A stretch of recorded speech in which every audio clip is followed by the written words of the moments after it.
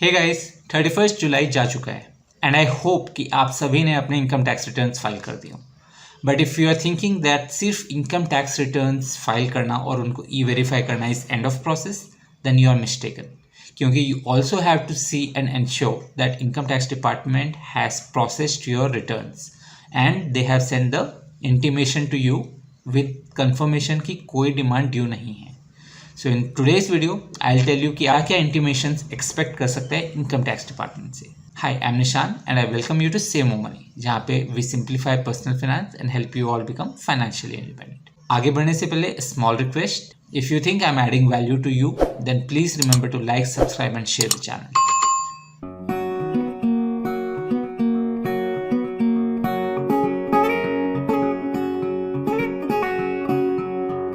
So basically there are 4 types of intimations which you can expect to receive from income tax department. First is intimation under section 143(1). Second is intimation under section 143(1)(a). Third is intimation under section 143(2). And fourth is intimation under section 148. अगर आपको section 143(1) के under intimation आता है, उसका मतलब ये है कि आपका टैक्स इनकम टैक्स डिपार्टमेंट ने प्रोसेस किया है and there can be 3 scenarios. Income tax के तरफ से कोई डिमांड ड्यू नहीं है। Second scenario is income tax calculations के हिसाब से आपको एक्स्ट्रा टैक्स पे करना है, for that there will be a tax due demand from you. Third is income tax has calculated कि आपने जो टैक्स ऑलरेडी पे किया है वो बहुत ज़्यादा है and they have to refund, so there will be a tax refund letter which will be issued against your name. Section 143(1)(a) का मतलब ये है कि इनकम टैक्स डिपार्टमेंट को कुछ क्लैरिफिकेशंस चाहिए आपसे। आपने जो भी डेटा एंटर किया है that is not matching what is listed और what income tax department has from form 16, AIS and TIS।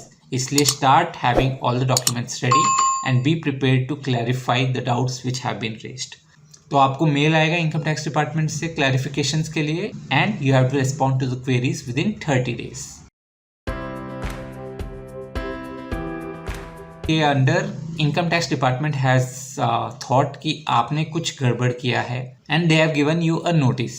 जो आपने टैक्स फाइल किया है वो उसको क्लोजली एग्जामिन करेंगे। हो सकता है कि they might ask you for the document proof. So अगर आपने ओल्ड टैक्स रिजाइम में सबमिट किया है, आपने ATC के डिडक्शंस लिए हैं, ATD के लिए हैं, ATC CD1 B और 2 के लिए हैं, और जो भी मेडिकल क्लेम्स वगैरह के डिडक्शन लिए हैं, ensure you have all the proofs and be ready to submit them whenever the income tax department ask. क्योंकि इनकम टैक्स डिपार्टमेंट को लग रहा है आपने कुछ चीटिंग किया, आपने कुछ ओमिट किया है अपने डेटा में से, they are doing a manual check and they might ask you for all such documents, so be prepared for that. And the last is section 148।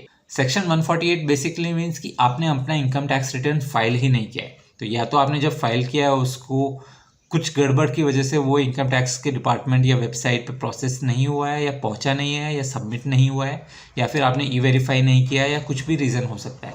That is one reason. The second reason is income tax department को लगता है कि आपने जो भी file किया है वो आपके इनकम से बहुत कम है। तो अगर आपकी इनकम 10 लाख 20 लाख कुछ है और आपने सिर्फ 2 लाख 3 लाख का इनकम टैक्स रिटर्न फाइल किया है, then you might get a notice under section 148।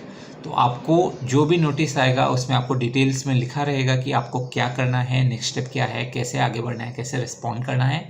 So accordingly be prepared and respond with in the time frame. Normally 15 days 30 days का टाइम फ्रेम देते हैं, तो वो मेल में क्लियरली लिखा रहेगा कि कितने दिनों में आपको रिस्पॉन्ड करना है।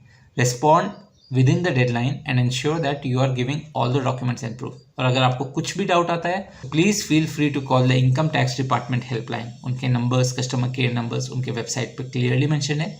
उनको कॉल कीजिए, उनसे अपने डाउट्स रेक्टिफाई कराइए and ensure that you can submit the necessary documents.